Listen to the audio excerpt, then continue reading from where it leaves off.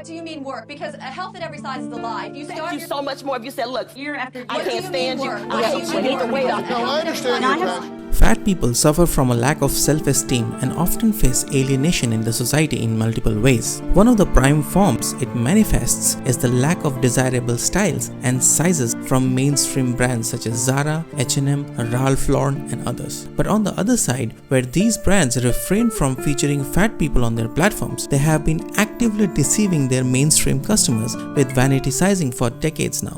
This is because their customers love being deceived unknowingly. They like slipping into smaller size numbers to make themselves feel better, regardless of how many inches those size numbers really back.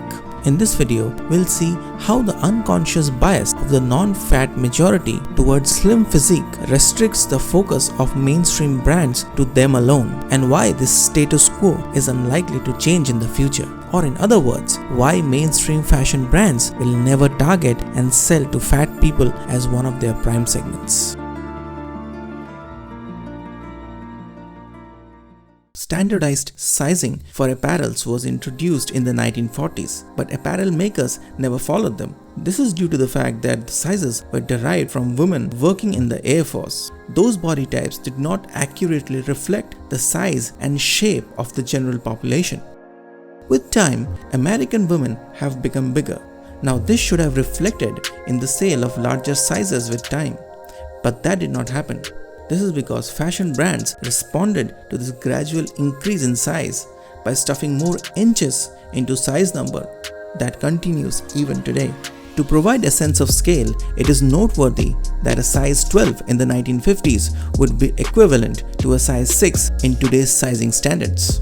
Ironically, during the 1950s, size 6 was not even available, as the smallest size offered at that time was size 8. In those days, a size 8 meant a waist length of 23.5 inches, whereas today it may translate to 29.5 inches for a straight body type. Additionally, it is interesting to note that size 8 in the 1950s is now classified as size 0. The confusion around size does not stop there, as every brand has got their own measurements for the size. For instance, the bust measurement for a size 8 is 34.5 inches in H&M, 36 inches in Ralph Lauren, and 37 inches or more for Calvin Klein. Even waist and hip sizes exhibit similar differences across different brands, which further contribute to the lack of consistency in sizing standards. The lack of standardization frustrates customers as they struggle a lot to find apparel that fits their body shape and measurements. But it seems like a majority of us are okay with it as it serves a purpose. You see, we as individuals undeniably struggle with some level of poor body image and self-disapproval. In order to feel good about ourselves, we seek validation, often from our peers, family, and friends. However, these validations are mostly subjective in nature and can differ from one person to another. Even a mildly negative opinion can badly affect our self-esteem. This is where fashion brands turn vanity sizing into a potent weapon. By packing more inches into smaller sizes gives an objective validation instead of a subjective one. Being able to slip into a lesser size number is more comforting to the mind than a bigger size number. However, the psychology of vanity sizing can be more complicated and may combine subjective and objective validation that affects the buyer behavior. This is illustrated in one of the studies with buyers who were more rational and did not care about the label size of the apparel as long as they fit, even when they were bolstered for their appearance.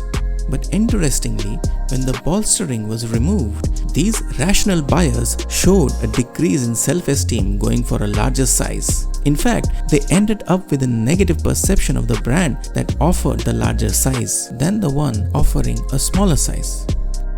It is an undeniable fact that when it comes to our body image and self-esteem, we love to be lied to and deceived. And with vanity sizing, fashion brands are doing exactly that. This is why vanity sizing interests marketers more than designers, who have been using it as a strategic tool to drive sales by exploiting our unconscious bias towards slim and lean bodies. Brands understand this quite well. They know that people who are not perceived as fat have their own unconscious biases And because people idolize a slim body type, brands tend to avoid associating their name with obese or overweight people. No major apparel brand features plus-size models as a part of their communication and positioning strategy. The signature ads always feature slimmer models, the body types that we idolize. I mean, just look at the top brands and their messaging. Zara is about being trendy and confident. H&M is about being chic and fun-loving. Ralph Lauren illustrates the simplistic sophistication and portrays the American spirit. No major apparel brand features plus-size models as a part of their communication and positioning strategy. They know that people perceive the skinny and lean as desirable and equate it to being fashionable. Fat pride and other movements in the recent times have tried to offer a counter-narrative.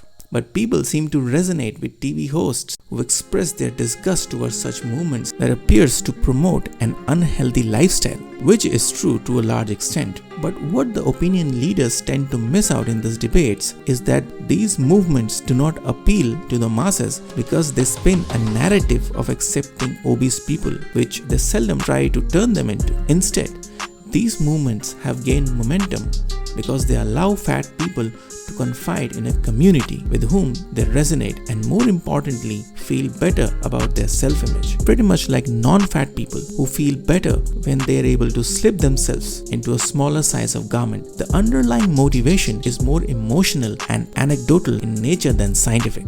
But that is not how it is perceived or presented for the most part. Eat less food, do more exercise.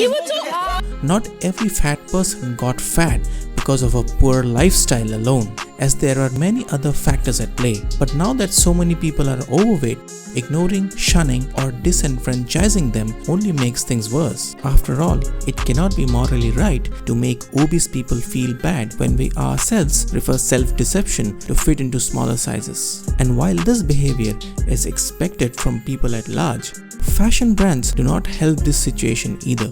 Not only fashion brands like to keep their brand image dissociated from fat people, but also never come up with any program to motivate or assist them in losing weight or at least reach the depth of their underlying insecurities. I mean, why would they? They are fashion brands after all. The idea of promoting fitness or exploring mental health does not fall within the spectrum of messaging for these brands. And the brands that do feature fat people on their websites and apps do not usually make the trendiest apparels like shirts, blazers, and other dresses. And while brands like Nordstrom do sell plus-size apparels, they do not merchandise them featuring fat models. Even the category is buried at the bottom of their website mega menu.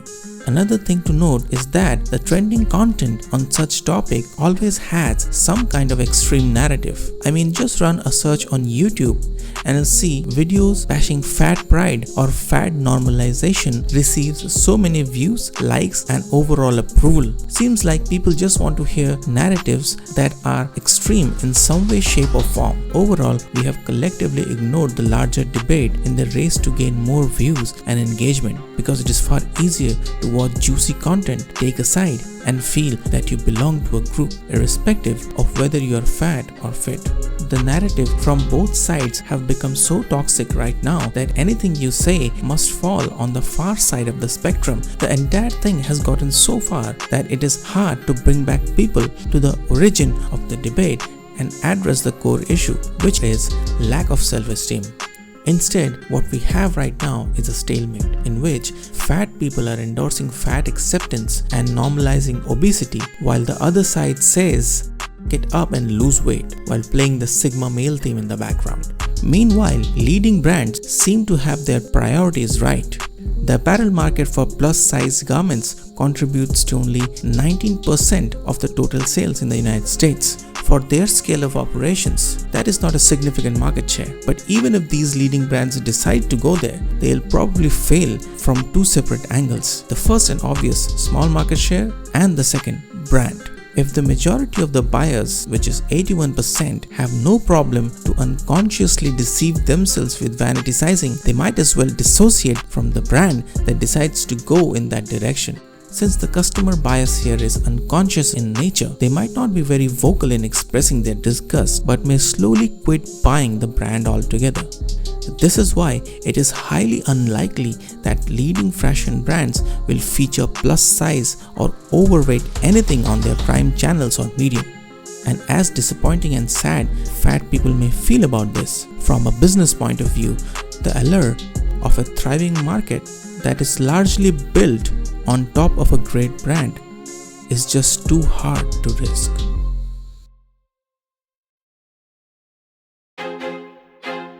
I feel like I'm losing my mind. Is everybody in the world blind?